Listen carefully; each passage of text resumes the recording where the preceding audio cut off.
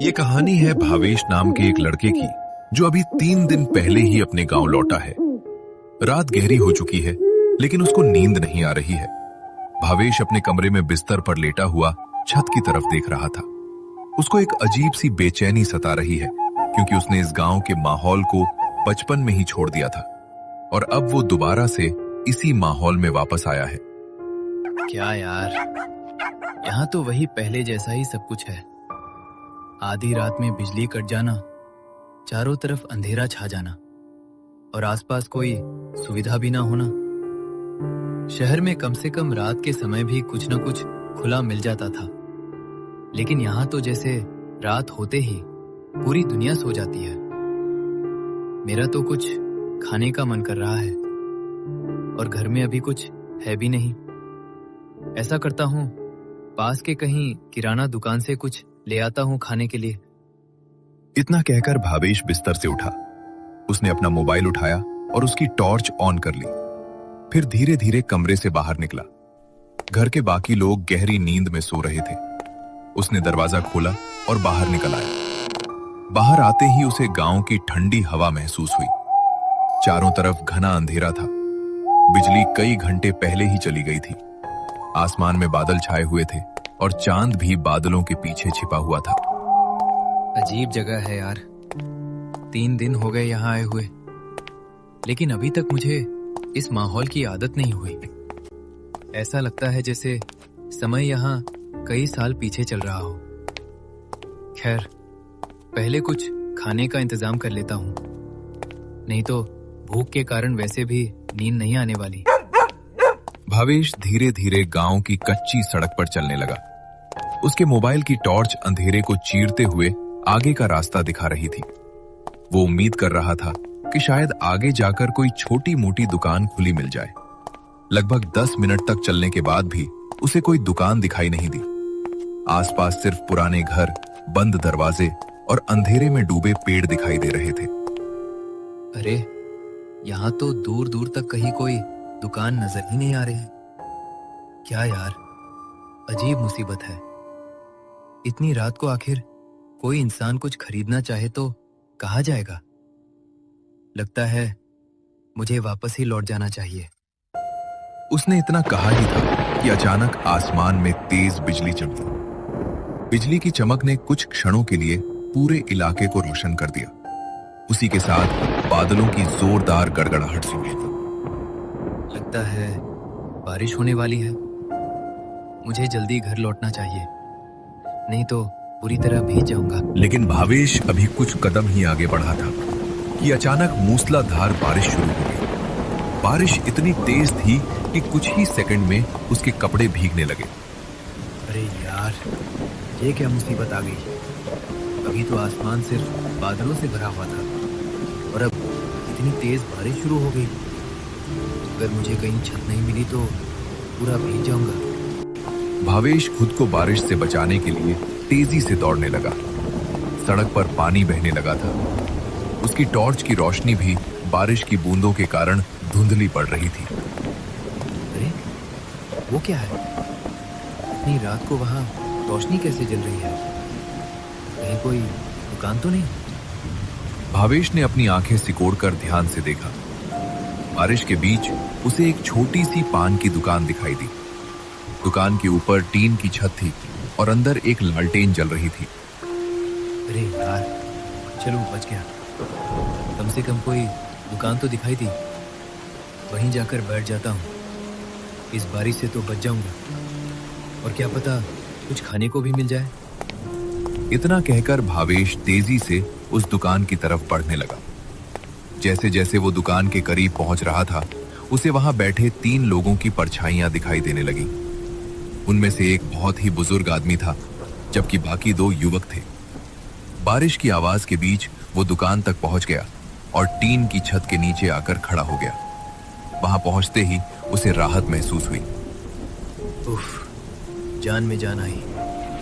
अगर 2 मिनट और बाहर रहता तो पूरी तरह भीग जाता। बहुत बहुत धन्यवाद भाई साहब। कम से कम आपकी दुकान की वजह से बारिश से बच गया। भावेश ने मुस्कुराते हुए अंदर बैठे लोगों की तरफ देखा, लेकिन अगले ही पल उसके चेहरे की मुस्कान धीरे धीरे गायब होने लगी। दुकान पर पहले से बैठे हुए तीनों लोग उसे लगातार देख रहे थे। उनकी आंखें बिना पलक झपकाए उसी पर टिकी हुई थी। और सबसे अजीब बात यह थी कि तीनों के चेहरों पर एक जैसी मुस्कुराहट थी। वो कोई सामान्य मुस्कुराहट नहीं थी। उनकी मुस्कान में कुछ ऐसा था जो भावेश को असहज महसूस करा रहा था। दुकान के एक कोने में बैठा बुजुर्ग आदमी रामदीन था। उसके सफेद बाल और झुर्रियों से भरा चेहरा लालटेन की रोशनी में और भी रहस्यमय लग रहा था। उसके बगल में दो युवक बैठे थे। एक का नाम कृष्ण था और दूसरे का नाम मोहन। तीनों चुपचाप भावेश को देख रहे थे। काका, जो उस महफिल में सबसे तजुर्बे वाले व्यक्ति थे, उन्होंने भावेश के चेहरे को देखते ही उसकी पहचान कर ली। अरे बेटा, तुम तो वही हो ना? अगर मैं गलत नहीं हूं तो तुम्हारा नाम भावेश है। मैं तुम्हारे चेहरे को देखते ही पहचान गया। इतने साल बीत जाने के बाद भी कुछ चेहरे ऐसे होते हैं जो इंसान भूल नहीं पाता। हाँ काका, मेरा नाम भावेश ही है। लेकिन मुझे ये समझ नहीं आ रहा कि आप मुझे कैसे जानते हैं। मैं तो आपको पहचान भी नहीं पा रहा हूँ। आपको मेरा नाम कैसे पता चला? वहां बैठे तीनों लोगों ने एक अजीब सी मुस्कान दी। काका, मैं सच में जानना चाहता हूँ, आप मुझे पहले से कैसे जानते हैं? मैंने तो आपको पहले कभी नहीं देखा। आखिर आपको मेरा नाम कैसे पता है? अरे बेटा, यहाँ जो भी आता है हमें सबका नाम पता चल जाता है। तुम यहाँ आने वाले पहले आदमी नहीं हो। तुमसे पहले भी बहुत लोग यहाँ आ चुके हैं। जो भी इस रास्ते से होकर गुजरता है उसके बारे में कुछ न कुछ हमें मालूम हो ही जाता है। काका, आपकी बातें मेरी समझ से बाहर जा रही हैं। मैं जितना समझने की कोशिश कर रहा हूँ उतना ही ज्यादा उलझता जा रहा हूँ। आखिर आप कहना क्या चाहते हैं? तुम अभी बारिश में भीग कर आए, पहले आराम से हमारे साथ बैठो। इतनी जल्दी सब कुछ समझने की कोशिश मत करो। थोड़ी देर यहाँ बैठोगे तो बहुत सी बातें अपने आप समझ में आने लगेंगी। अब उस महफिल में 3 नहीं 4 लोग थे और बाहर खड़के की बारिश लगातार हो रही थी। तभी दूसरे व्यक्ति ने भावेश की तरफ देखा और उससे पूछा, तुम यहाँ आधी रात में क्या करने आए हो? इस समय तो गांव के ज्यादातर लोग अपने घरों में सो रहे होते हैं। इतनी रात को अकेले इस रास्ते पर निकलने की कोई खास वजह रही होगी। असल में मुझे नींद नहीं आ रही थी। मन बहुत बेचैन हो रहा था, इसलिए सोचा थोड़ा बाहर घुमाऊं। फिर मुझे भूख भी लग रही थी, इसलिए कुछ खाने का सामान लेने निकल पड़ा। लेकिन एक बात बताइए, क्या गांव में हर रोज ऐसे ही बिजली कट जाती है? बिजली? तुम बिजली की बात कर रहे हो? यहाँ तो बिजली सदियों से कटी हुई है। जितना तुम सोच रहे हो उससे कहीं ज्यादा समय हो चुका है। इतना सुनकर भावेश के होश उड़ जाते हैं। वो पूरी तरह बेचैन हो जाता है। अरे भैया, ये कैसी बात कर रहे हैं आप? अगर यहाँ सदियों से बिजली नहीं है तो फिर आप लोग इतने आराम से कैसे रह रहे हैं? कोई ना कोई व्यवस्था तो होगी। आपकी बात सुनकर मुझे कुछ अजीब सा लग रहा है। भावेश के इतना कहने के बाद वहां खामोशी छा जाती है। वो तीनों व्यक्ति भावेश को घूर कर देखते हैं। अरे नहीं, मेरा वो मतलब नहीं था। मैं तो बस ऐसे ही मजाक में बोल रहा था। आप लोग मेरी बात का गलत मतलब मत निकालिए। मुझे आपकी बातें थोड़ी अलग लगी, इसलिए मैंने पूछ लिया। तभी काका भावेश से पूछते हैं, बेटा, मैंने तुम्हें यहाँ पहले कभी नहीं देखा। गांव छोटा है और यहाँ के ज्यादातर लोगों को मैं पहचानता हूँ। तुम सच में पहली बार यहाँ दिखाई दिए हो या फिर बहुत साल बाद लौटे हो? हाँ काका, मैं बचपन में ही गांव से बाहर चला गया था। उसके बाद पढ़ाई और काम के कारण कभी वापस आने का मौका नहीं मिला। अब 3 दिन पहले ही गांव लौटा हूँ। 2 दिन बाद पास के गांव में एक लड़की से मेरी शादी है, इसलिए कुछ जरूरी काम निपटाने यहाँ आया था। शादी बड़ी अजीब बात है। इंसान कितनी योजनाएं बनाता है, कितने सपने देखता है और फिर सोचता है कि सब कुछ उसके हिसाब से हो। शादी की बात सुनकर मुझे सच में बहुत अजीब लग रहा है। तभी काका बोलते हैं, तुमने लालटेन वाली बुढ़िया की बात नहीं सुनी है क्या बच्चे? गांव में आने वाले लोग उसके बारे में कभी न कभी जरूर सुनते हैं। मुझे हैरानी है कि तुम यहाँ लौट आए और फिर भी उसके बारे में नहीं जानते। लालटेन वाली बुढ़िया? ये कौन है काका? मैं पहली बार उसका नाम सुन रहा हूँ। और आप लोग जिस तरह उसकी बात कर रहे हैं, उससे तो लग रहा है कि वो कोई साधारण औरत नहीं है। आखिर वो है कौन? अब तुम हमारे साथ शामिल हो गए हो ना, इसलिए जल्दी या देर से उसके बारे में जान ही जाओ। कुछ बातें बताने से नहीं, खुद सामने आने पर समझ में आती है। बहुत जल्द तुम्हें सब पता चल जाएगा। भावेश उनकी बातें सुनकर और ज्यादा परेशान हो जाता है। उसे समझ नहीं आता कि वे लोग आखिर किस बारे में बात कर रहे हैं। उसके मन में कई सवाल उठने लगते हैं, लेकिन उसे किसी सवाल का सीधा जवाब नहीं मिलता। भावेश वो परेशान होकर वहां से चला जाता है। भावेश अकेले ही घर की तरफ लौट जाता है और अब बारिश थम चुकी थी। भावेश कुछ दूर चला ही था कि तभी उसे अपनी ओर आते हुए एक बुढ़िया दिखाई देती है। भावेश उस बुढ़िया को देखकर वहीं रुक जाता है। वो बुढ़िया धीरे धीरे उसके पास आती है और उसके सामने खड़ी हो जाती है। बेटा, आ गए तुम। तुम्हारा इंतजार तो मुझे कब से था। मैं जानती थी कि आज तुम इस रास्ते से जरूर गुजरोगे। पर आप कौन हैं? और आप मुझे कैसे जानती हैं? मैंने तो आपको पहले कभी नहीं देखा। फिर आप मेरा इंतजार क्यों कर रही थी? बेटा, तुम्हें यहाँ सब जानते हैं। इस गांव में तुम्हारा नाम किसी के लिए अनजान नहीं है। बुढ़िया के इतना कहते ही भावेश के होश उड़ जाते हैं। मुझे यहाँ कैसे जानते हैं सब लोग? मैं तो बहुत पहले ही यहाँ से दूर चला गया था। इतने सालों बाद लौटा हूँ, फिर भी हर कोई मुझे पहचान कैसे रहा है? भावेश, यहाँ से कोई दूर नहीं जाता। जो यहाँ आ जाता है वो सबसे दूर चला जाता है।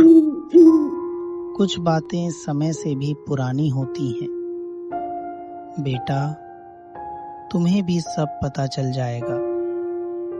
अभी नहीं तो बहुत जल्द सब कुछ तुम्हारे सामने होगा। ये कहकर बुढ़िया बिना कुछ और बोले आगे की ओर बढ़ जाती है। भावेश सच्चाई जानने के लिए उस बुढ़िया के पीछे पीछे चलने लगता है। कुछ दूर तक भावेश बिना कुछ पूछे चलता रहता है। भावेश पीछे पीछे और वो बुढ़िया आगे आगे चल रही थी। कुछ दूर जाते ही भावेश अपनी चुप्पी तोड़ता है। तो अम्मा, हम कहाँ जा रहे हैं? आप मुझे आखिर किस जगह ले जा रही हो? अगर आपको कुछ पता है तो मुझे साफ साफ बता दीजिए। लेकिन बुढ़िया की तरफ से कोई जवाब नहीं आता। वो बस आगे आगे चलती रहती है और भावेश उसके पीछे पीछे। कुछ देर तक चलने के बाद सामने एक अच्छा खासा घास का घर दिखाई देता है। देखो बेटा, ये है मेरा घर। कितना पुराना हो गया है ना। बाहर से भले ही ऐसा दिखता हो, लेकिन अंदर से बहुत अच्छा है। आओ, अंदर आओ। अम्मा, आप यहाँ पर रहती हो? पर ये जगह तो गांव से बहुत दूर है। यहाँ आसपास तो कोई भी दिखाई नहीं दे रहा। पर बुढ़िया इस सवाल का भी जवाब नहीं देती। वो चुपचाप घर के अंदर चली जाती है। भावेश भी उसके पीछे पीछे घर के अंदर पहुंच जाता है। वो देखता है कि बुढ़िया कमरे के एक कोने में खड़ी है। अम्मा, आपने बोला था कि अगर मैं आपके साथ आऊंगा तो मुझे सब पता चल जाएगा। अब बताइए, आखिर सब लोग मुझे कैसे जानते हैं और आप मुझे कैसे जानती हो? और अम्मा, आप उधर कोने में क्यों खड़ी हो? मुझे आपका चेहरा भी ठीक से दिखाई नहीं दे रहा। आप मेरे पास आकर बात क्यों नहीं करती? वो जो बिस्तर पर लालटेन रखी है ना, उसको जला लो। उसके बाद तुम्हें सब कुछ साफ दिखाई देने लगेगा। भावेश को अजीब महसूस होने लगता है। अम्मा, लालटेन तो आप भी जला सकती हो। आप इतनी दूर क्यों खड़ी हो?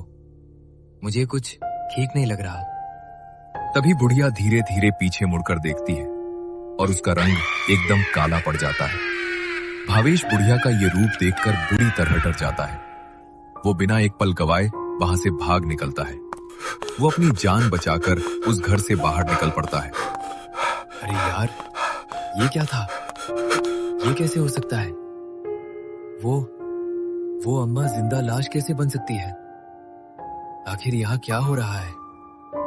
मुझे कुछ भी समझ नहीं आ रहा। भावेश इतना कह ही रहा था कि वो आगे वही दुकान देखता है जहां वो बैठा हुआ था। लेकिन अब वो 3 आदमी जो पहले वहां महफिल लगाकर बैठे थे, उनमें से वहां कोई भी दिखाई नहीं दे रहा था। भावेश घबराया हुआ उस दुकान की तरफ देखने लगता है। अरे यार, यहाँ तो अभी हम लोग बैठे थे ना? वो सब लोग कहाँ गए? काका, मोहन भैया, कहाँ चले गए आप लोग? आखिर अचानक सब गायब कैसे हो गए? भावेश के इतना कहते ही वो देखता है कि दुकान के पास अब उसे 3 साए दिखाई देते हैं। वो 3 साए और कोई नहीं बल्कि वही थे, काका, मोहन और वो तीसरा आदमी। लेकिन इस बार भावेश की आंखें फटी की फटी रह जाती हैं। उसे अपनी आंखों पर यकीन नहीं होता। वो तीनों साए अब एकदम काले पड़ चुके थे, जैसे सदियों पुराने जिंदा लाश हों। उनके चेहरे पहले जैसे नहीं थे। उनकी आंखें अजीब लग रही थीं और उनके शरीर किसी साधारण इंसान जैसे नहीं दिखाई दे रहे थे। भावेश डर के मारे वहीं खड़ा रह जाता है। बेटा भावेश, अभी भी तुम्हारे समझ में कुछ आया या नहीं? हम तो सदियों पहले जा चुके हैं, लेकिन तुम्हारे इंतजार में यहां थे। बहुत समय से इस रात का इंतजार हो रहा था। तुम्हें लग रहा था कि तुम हमसे पहली बार मिले हो, लेकिन कुछ मुलाकातें इंसान के सोचने से बहुत पहले तय हो चुकी होती हैं। भावेश के हाथ पैर कांपने लगते हैं। नहीं, ये नहीं हो सकता। मैंने आप लोगों से बात की थी। आप लोग बिल्कुल जिंदा इंसानों जैसे थे। ये सब सच नहीं हो सकता। सच और झूठ का फर्क हर किसी को समय पर पता चलता है भावेश। तुम्हें भी अब सब समझ में आ जाएगा। आखिर लालटेन वाली बुढ़िया ने तुम्हें भी हम में शामिल कर ही दिया। अब तुम भी हमारा हिस्सा हो। अब वापसी का कोई रास्ता नहीं बचा। भावेश पूरा पसीने में तर हो चुका था। उसका दिल बहुत तेजी से धड़क रहा था। वो पीछे हटने की कोशिश करता है, लेकिन उसके कदम जैसे वहीं जम जाते हैं। तभी मोहन, काका और वो तीसरा आदमी धीरे धीरे भावेश के एकदम सामने आकर खड़े हो जाते हैं। भावेश डर के मारे कुछ बोल भी नहीं पाता। उसकी नजरें बस उन तीनों पर टिकी रहती हैं। और उस दिन के बाद भावेश हमेशा के लिए उसी गांव में उन्हीं का होकर रह गया। वो बात सच निकली जो उस बुढ़िया ने कही थी, जो इस गांव में आता है वो इस गांव का हो जाता है।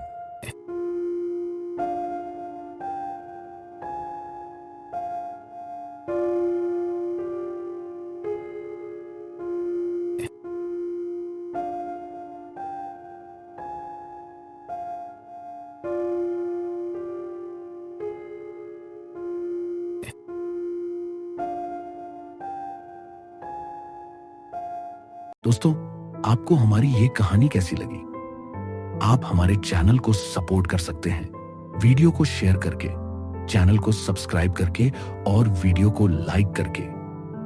आपका एक एक सब्सक्राइब हमारे चैनल कार्टून हिंदी के लिए बहुत कीमती है। मैं देख रहा हूं कि आप सभी के बहुत पॉजिटिव कमेंट्स आ रहे हैं, जिससे हमें और भी मोटिवेशन मिलता है। हम अपनी पूरी कोशिश करते हैं कि आपके लिए ऐसी कहानियां बनाएं जो एक अच्छी सीख दे और दिल को छू जाए। टीम कार्टून हिंदी हमेशा आपका दिल से आभारी रहेगा। मिलते हैं आपसे एक नई वीडियो में। तब तक के लिए जय हिंद, जय भारत।